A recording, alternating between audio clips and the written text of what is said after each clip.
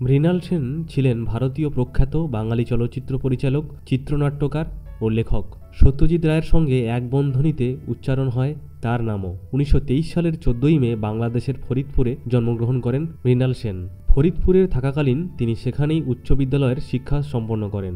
High স্কুলের পড়াশোনা শেষ করে তিনি কলকাতায় চলে যান। পদার্থবিদ্যা নিয়ে স্কটিশ চার্চ কলেজে পড়াশোনা করেন। কলকাতা বিশ্ববিদ্যালয় থেকে স্নাতকোত্তর ডিগ্রি লাভ করেন। 40-এর দশকে তিনি সমাজবাদী সংস্থা ইন্ডিয়ান পিপলস থিয়েটার অ্যাসোসিয়েশনের সঙ্গে যুক্ত হন এবং এর মাধ্যমে তিনি সমমনা মানুষদের কাছাকাছি আসেন। কলকাতা বিশ্ববিদ্যালয়ে পড়াশোনা শেষ করে তিনি সাংবাদিক, ওষুধ বিপণনকারী এবং চলচ্চিত্রে শব্দকুশলী হিসেবেও কাজ করেন। ভিডিওটি সম্পূর্ণ দেখবেন, ভালো লাগলে লাইক ও শেয়ার করবেন এবং এরকম আরও ভিডিও দেখতে চ্যানেলটি সাবস্ক্রাইব করতে ভুলবেন না।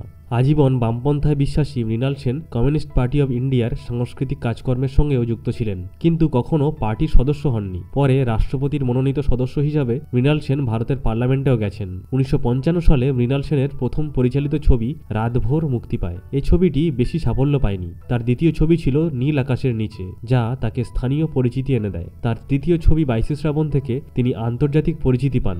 1969 সালে তার পরিচালিত ছবি ভুবন সোম মুক্তি পায়। এই ছবিতে বিখ্যাত অভিনেতা উৎপল দত্ত অভিনয় করেছিলেন। এই ছবিটি অনেকের মতে মৃণাল সেনের শ্রেষ্ঠ ছবি। তাঁর কলকাতা ট্রিলজি অর্থাৎ ইন্টারভিউ, ক্যালকাটা 71 এবং পদাতিক এই ছবি তিনটির মাধ্যমে তিনি তৎকালীন কলকাতার অস্থির অবস্থাকে তুলে ধরেছিলেন। মধ্যবিত্ত সমাজের নীতিবোধকে মৃণাল সেন তুলে ধরেন তার খুবই প্রশংসিত দুটি ছবি একদিন প্রতিদিন এবং খারিজের মাধ্যমে। খারিজ 1983 সালের কান আন্তর্জাতিক চলচ্চিত্র উৎসবে বিশেষ জুরি পুরস্কার পেয়েছিল। 1980 সালে মুক্তি পায় আকালের সন্ধানে। এই ছবিতে দেখানো হয়েছিল একটি চলচ্চিত্র কলাকুশলী দলের একটি গ্রামে গিয়ে 1943 সালের দুর্ভিক্ষের উপর চলচ্চিত্র তৈরির গল্প।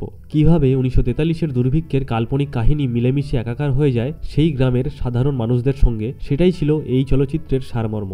আকালের সন্ধানে 1981 সালের বার্লিন আন্তর্জাতিক চলচ্চিত্র উৎসবে বিশেষ জুরি পুরস্কার হিসাবে রূপার ভাল্লুক জয় করে। মৃণাল সেনের পরবর্তীকালের ছবির মধ্যে উল্লেখযোগ্য ছিল মহাপৃথিবী এবং অন্তরীণ। তার শেষ ছবি আমার ভুবন মুক্তি পায় 2002 সালে। তার পরিচালিত অন্যান্য ছবিগুলোর মধ্যে রয়েছে পুনশ্চ, অবশেষে, প্রতিনিধি, আকাশ কুসুম, এক আধুরি কাহানি, কোরাস, মৃগয়া, পরশুরাম, চালচিত্র, খান্দার। মৃণাল সেন বাংলা ভাষা ছাড়াও হিন্দি, উড়িয়া ও তেলেগু ভাষায় চলচ্চিত্র নির্মাণ করেছেন। 1966 সালে উড়িয়া ভাষায় নির্মাণ করেন মাতিরা মানিসা, যা কালিন্দী চরণ পাণিগ্রাহীর গল্প অবলম্বনে নির্মিত হয়। 1969 সালে বনফুলের কাহিনী অবলম্বনে নির্মিত হিন্দি ভাষার ভুবন সোম ছবি। 1977 সালে প্রেমচন্দের গল্প অবলম্বনে তেলেগু ভাষা নির্মাণ করেন ওকা ওরি কথা। 1985 সালে নির্মাণ করেন জেনেসিস, যা হিন্দি, ফরাসি ও ইংরাজি তিনটা ভাষায় তৈরি হয়। 1993 সালে বর্ধমান বিশ্ববিদ্যালয় কর্তৃপক্ষ তাকে সম্মানসূচক ডিলিট পদকে ভূষিত করেন। 1996 ও 1999 সালে যথাক্রমে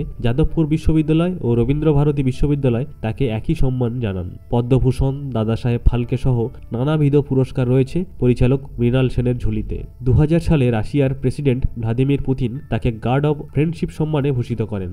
2018 সালের 30শে ডিসেম্বর এই কিংবদন্তি চলচ্চিত্রকার পরপারে পাড়ি জমান। তো কিংবদন্তি চলচ্চিত্র পরিচালক মৃণাল সেন সম্পর্কে এই ভিডিওটি আপনাদের কেমন লাগলো কমেন্ট করে জানাবেন এবং ভালো লাগলে অবশ্যই লাইক শেয়ার করবেন।